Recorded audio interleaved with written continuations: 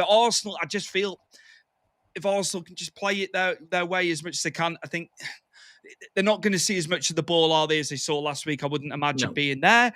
But I just think if they can get that goal, Chris, and they're then 4-0 up, or they've got 4, and Madrid may have got 1 or 2 in. I think it's going to be very, very hard for Madrid. I just can't see past that.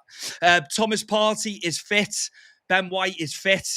So obviously, centrally, it'll be Partey, Odegaard, and Declan Rice. So they're strong on. They're very strong. And Mikel Merino, who came on late on the weekend, I think he didn't start him because he had this in mind.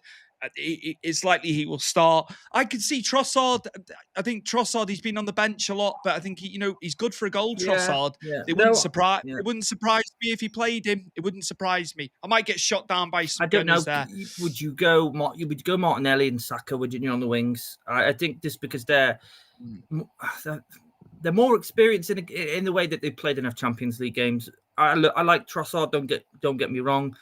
And we've seen it enough through when he played for Brighton, before he came to Arsenal, he was always good for a goal.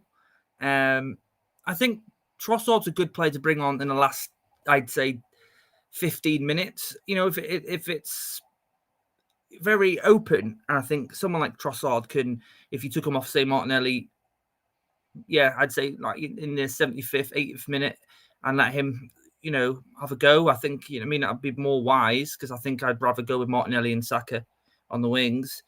But it's going to be an interesting game. Don't forget, Real Madrid were without Camavinga as well. He got sent off, didn't he, in the first leg? I think it was Camavinga, wasn't it? It was Camavinga. You are right. So, but then again, Real Madrid have got so many talented players. I know Camavinga is one of the top players there, and he was dead good in France before he went to Real Madrid, even at a very young age. But they've got enough players that they can replace.